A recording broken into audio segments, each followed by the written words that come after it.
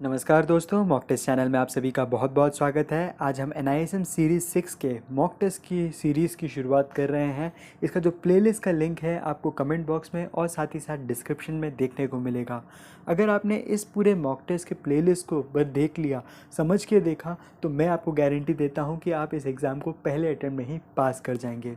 इसी के साथ साथ जो है चैप्टर एक्सप्लेनेशन के वीडियोस ऑलरेडी अपलोडेड हैं, जिसका प्लेलिस्ट भी मैं जो है आपको डिस्क्रिप्शन में और कमेंट बॉक्स में दे दूँगा। आइए शुरुआत करते हैं पहले सवाल से। Account holders who have executed power of attorney can be denied delivery instruction slip books. ये कई बार ऐसा होता है कि हम फिज़िकली कहीं प्रेजेंट नहीं होते, तो हम जो है किसी को पावर ऑफ अटर्नी दे देते हैं कि एक लेटर लिख के दे देते हैं, ये व्यक्ति जो है हमारे बिहाफ में जो है डिलीवरी इंस्ट्रक्शन स्लिप लेके आ जाए। तो क्या उस व्यक्ति को देने से मना किया जा सकता है कि delivery instruction slip? A false, B true. तो इसका करेक्ट आंसर है फॉल्स, कि अगर किसी के पास जो है पावर ऑफ अटर्नी दे रखी है तो उसको जो है डिलीवरी इंस्ट्रक्शन स्लिप देना पड़ेगा। नेक्स्ट क्वेश्चन पे चलते हैं। Transferee will receive securities into account automatically if were given to the DP at the time of account opening. आप जानते हैं जब भी आपको शेयर्स जो हैं अपने अकाउंट से किसी और के अकाउंट में डालने रहते हैं तो आपको अपने डिपॉजिटरी पार्टिसिपेंट को इंस्ट्रक्शंस देने रहते हैं। ठीक उसी तरह से जिस व्यक्ति को ये शेयर्स मिल रहे होते हैं उन्हें भी स्पेशल इंस्ट्रक्शंस देने होते हैं, ये कहते हुए कि आपके थ्रू जो है शेयर्स आने वाले हैं तो उसे रिसीव कर लेना। बट ये जो पूरा प्रोसीजर होता है, जो रिसीवर है उसके एंड में इजी किया जा सकता है। वो कह सकता है अपने डिपॉजिटरी पार्टिसिपेंट को कि अगर किसी की तरफ से भी शेयर्स आ रहे हैं तो उसे एक्सेप्ट कर लेना ऑटोमेटिकली, उसके लिए मेरे इंस्ट्रक्शन का वेट मत करना। तो इसके लिए उन्हें क्या करना रहता है कि जब भी वो अकाउंट ओपन कराते हैं तो उन्हें एक स्पेशल इंस्ट्रक्शन देना रहता है, और वो इंस्ट्रक्शन क्या होता है उसका नाम ये सवाल में पूछा गया है। A standard instruction, B standing instruction, C delivery instruction, D credit instruction. तो इसका जो करेक्ट आंसर है वो है बी स्टैंडिंग इंस्ट्रक्शन। वो स्टैंडिंग इंस्ट्रक्शन दे देते हैं ये कहते हुए कि अगर किसी के भी अकाउंट से मुझे शेयर क्रेडिट हो रहे हैं तो उसे क्रेडिट कर लेना मेरे परमिशन के बिना भी। Next, DP has to get an internal audit done of the depository operation on a dash basis by a practicing chartered accountant और company secretary। ये पूछा गया है कि अगर कोई डिपॉजिटरी पार्टिसिपेंट है तो उन्हें कितने बेसिस में जो है इनका इंटरनल ऑडिट होना चाहिए। A weekly basis, B half yearly basis, C monthly basis, D quarterly basis. तो दोस्तों इसका जो करेक्ट आंसर है वो है हाफ ईयरली बेसिस में इनका ऑडिट होना चाहिए, कोई भी प्रैक्टिसिंग चार्टर्ड अकाउंटेंट या कंपनी सिक्योरिटी द्वारा। Next, DI slip should contain which of the following details in case securities are being transferred to clearing members account in market settlement। कि जब मार्केट सेटलमेंट में अगर जो है कोई व्यक्ति अपने शेयर्स को जो है क्लियरिंग मेंबर के अकाउंट में ट्रांसफ़र कर रहा होता है तो जो डिलीवरी इंस्ट्रक्शन स्लिप या फिर DI स्लिप देता है उसमें क्या क्या चीज़ें होनी चाहिए। ऑप्शन है A name of the stock exchange, B market type, C settlement number, D all of the above. तो दोस्तों इसका जो करेक्ट आंसर है all of the above. Question है dash regulates underwriting the use of premium and discounts on issues, rights and bonus issues and payment of interest and dividends. कौन से ऐसे rules हैं जो कि किसी कंपनी को फॉलो करते पड़ेंगे अगर वो जो है बोनस इशू देना चाहता है या फिर कोई इंटरेस्ट या डिविडेंड बांटना चाहता है या किसी को राइट्स इशू देना चाहता हो। तो ऑप्शन है A SEBI act, B companies act, C depository act, D SCRA 1956। तो इसका जो करेक्ट आंसर है दोस्तों B companies act. Companies act में जो है इसके सारे रेगुलेटरी फैक्टर्स जो हैं दिए होते हैं। Next, for pledging and hypothecation of securities the प्लेजी and the pleasure can have their account with DPs under different depository. तो मान लेते हैं दोस्तों कि मेरे पास जो है कुछ शेयर्स रखे हुए हैं जिसको मैं गिरवी रखना चाहता हूं किसी बैंक के साथ।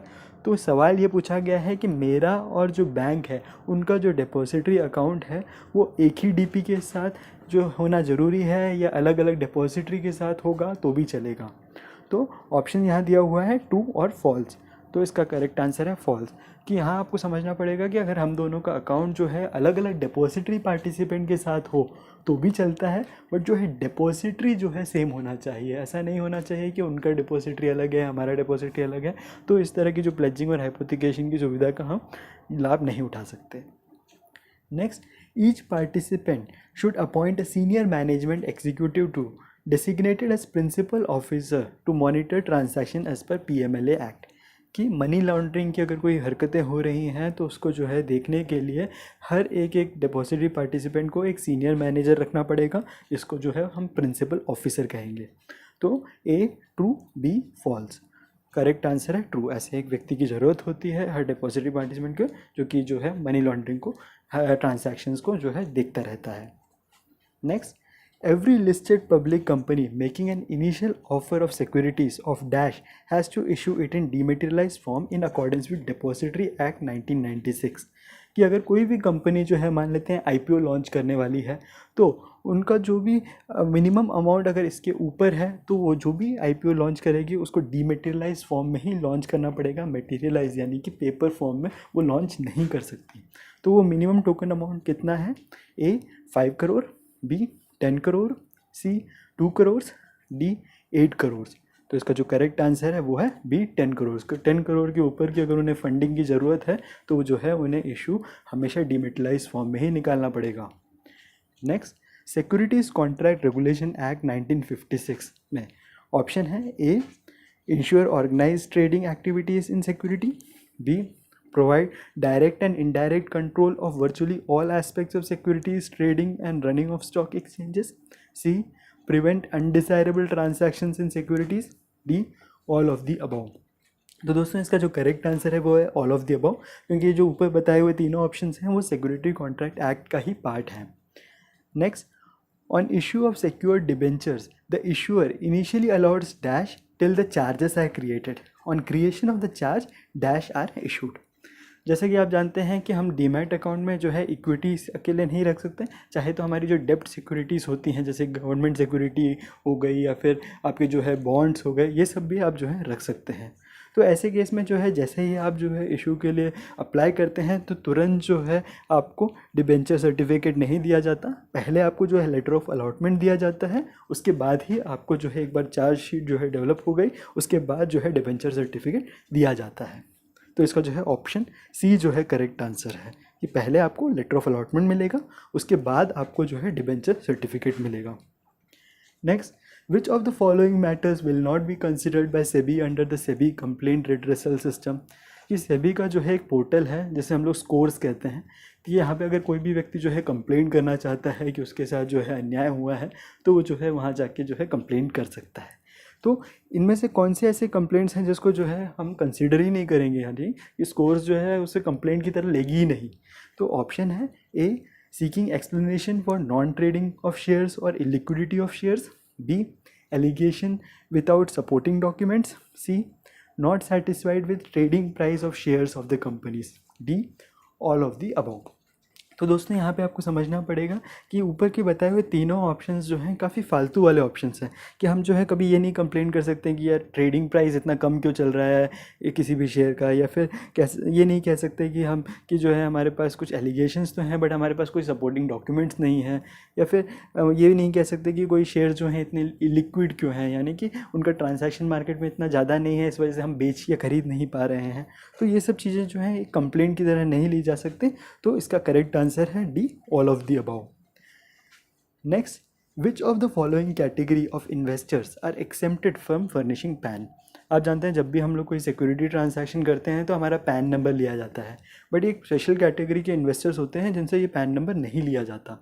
ऑप्शन है ए यूएन एंटिटीज़ और multilateral agencies, B NGO, C registered trust, D HUF. तो एचयूएफ मतलब हिंदू अनडिवाइडेड फैमिली। तो इसका जो करेक्ट आंसर है दोस्तों यूएन एंटिटीज़ या फिर उनके जो मल्टीलैटरल एजेंसीज होती हैं उनके पास पैन नंबर नहीं होता है, उसके बिना भी वो जो है ट्रांजैक्शन कर सकते हैं। Next, DPs are authorized to merge the securities kept under various accounts of the clients maintained with the same DP।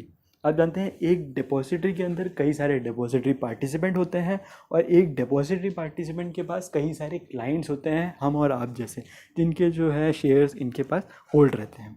तो सवाल ये पूछा गया है कि क्या हम लोग के जो शेयर्स हैं उनको क्या एक साथ रखा जा सकता है क्या? ऑप्शन है ए फॉल्स, बी ट्रू। तो इसका करेक्ट आंसर है फॉल्स, कि ऐसा नहीं होगा कि एक डिपॉजिटरी पार्टिसिपेंट के पास मेरे जो है 10 शेयर हैं, आपके 15 शेयर हैं, तो वो जो शेयर्स हैं सबको एक साथ क्लब करके एक साथ होल्ड करके रखा है। नहीं, इसे जो है अलग अलग अकाउंट में इन्हें मेंटेन करना रहता है। Next, which of the following is considered a foreign portfolio investor, इनमें से किसको आप जो है फॉरेन पोर्टफोलियो इन्वेस्टर मानेंगे? A foreign institutional investors, B sub accounts, C qualified financial institutions, D all of the above. तो इसका दोस्तों करेक्ट आंसर है ऑल ऑफ द अबव। इसे जो है मैंने अलग से एक चैप्टर में एक्सप्लेन किया है, चैप्टर 12 फॉरेन पोर्टफोलियो इन्वेस्टर, और इनके जो नियम होते हैं हम जैसे आम रिटेल इन्वेस्टर से थोड़े अलग होते हैं, तो इससे रिलेटेड भी कई बार जो है एग्ज़ाम में आपको सवाल देखने को मिल जाते हैं। वहीं पे अगर आपको लगता है कि कुछ जो है क्वेश्चंस आपको जो है समझ में नहीं आ रहे, तो हो सकता है आपने अभी तक चैप्टर एक्सप्लेनेशन की वीडियोस नहीं देखे हैं, तो मैं आपको सजेस्ट करूँगा कि आप चैप्टर एक्सप्लेनेशन की वीडियोस ज़रूर देखें। उसके बाद जब अगर आप ये मॉक टेस्ट देखेंगे तो आपको जो है पूरा कंप्लीट सेंस मिलेगा। क्वेश्चन है, in the settlement process in demat mode, option A the settlement is performed by the clearing house और clearing corporation, B the settlement is performed by stock exchange, C settlement is performed by depository, D jointly by stock exchange and clearing member. कि अगर मान लेते हैं हम लोग demat mode में जो है सेटलमेंट कराना चाहते हैं, तो ये सेटलमेंट का काम करता कौन सा है बॉडी है? ऑप्शन है यहाँ पे जो क्लियरिंग हाउस है, स्टॉक एक्सचेंज है, डिपॉजिटरी है, या जो है स्टॉक एक्सचेंज और क्लियरिंग मेंबर दोनों मिलके करते हैं। तो इसका जो करेक्ट आंसर है वो है ऑप्शन ए, सेटलमेंट जो होता है ये पूरा जिम्मा क्लियरिंग हाउस या फिर क्लियरिंग कॉर्पोरेशन का होता है। क्वेश्चन है, dash trades are settled through participation of clearing corporation, कि इनमें से बताए हुए कौन से ट्रेड में जो है सेटलमेंट का काम जो है क्लियरिंग कॉर्पोरेशन के थ्रू होगा? A off market trades, B inter depository transfer, C market trades. तो ये दोस्तों यहाँ समझना पड़ेगा, ऑफ मार्केट मतलब आपने आमने सामने जो है पार्टी से मिलकर जो है शेयर्स दे दिए। इंटर डिपॉजिटरी मतलब जो है डिपॉजिटरी सिस्टम के अंदर जो है एक बॉडी से दूसरी बॉडी की तरफ ट्रांसफ़र। वहीं पे तीसरा जो ऑप्शन है मार्केट ट्रेड, तो मार्केट ट्रेड्स ऐसा है जहाँ पे जो है आपको क्लियरिंग कॉर्पोरेशन की ज़रूरत पड़ती है और वही जो है सेटलमेंट का काम करते हैं इसमें। Next, DP has to forward transaction statement at monthly intervals. If there is no transaction, the statement should be provided at least once in. कि आप जानते हैं डिपॉजिटरी पार्टिसिपेंट के जो भी क्लाइंट्स होते हैं उनको जो है ट्रांजैक्शन स्टेटमेंट देना होता है मंथली बेसिस में। अगर मान लेते हैं कोई ट्रांजैक्शन ही नहीं किया उस व्यक्ति ने, तो जो है हमें मिनिमम कितने ड्यूरेशन में जो है देना पड़ता है? ऑप्शन है A 6 months, B 3 months, C 2 months, D a year. तो भले ही भी कोई ट्रांजैक्शन नहीं किया हो पूरे साल भर, तो भी जो है हमें एक बार जो है इनको ट्रांजैक्शन स्टेटमेंट देना पड़ता है एक साल में। An investor has subscribed for commercial paper and he has been allotted 100 units, what is the minimum amount?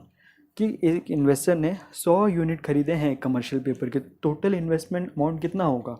तो दोस्तों आपको याद होगा कि कमर्शियल पेपर्स के जो है एक कमर्शियल पेपर का यूनिट का वैल्यू जो होता है 5 लाख रुपए होते हैं।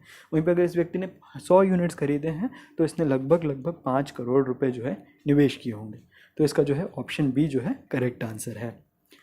Next, the securities offered in public offer can only B traded in stock exchange in demat form, कि जो पब्लिक ऑफर में जो है इशू की हुई जो सिक्योरिटीज़ होती हैं उनको जो है हम स्टॉक एक्सचेंज में केवल डीमैट फॉर्म में ही ट्रेड कर सकते हैं। ट्रू है या फॉल्स है? तो इसका करेक्ट आंसर है ट्रू है। Next, if the beneficiary owner initiates account closure then the closure request should be signed by, कि मान लेते हैं मैं एक बेनिफिशियरी ओनर हूँ, मैं अपना अकाउंट बंद कराना चाहता हूँ, तो हमारी जो क्लोजर रिक्वेस्ट होती है वो कौन साइन करता है? A one of the account holder, B second account holder, C all account holder, D only the first holder. तो इसका करेक्ट आंसर है ऑल अकाउंट होल्डर ही। कि मेरे साथ जो 2-3 लोगों ने जिनने एक साथ खोला है ये अकाउंट, तो उन सबका जो है सिग्नेचर लगेगा, मैं अकेला चाह के जो है इसको क्लोज़ नहीं करा सकता।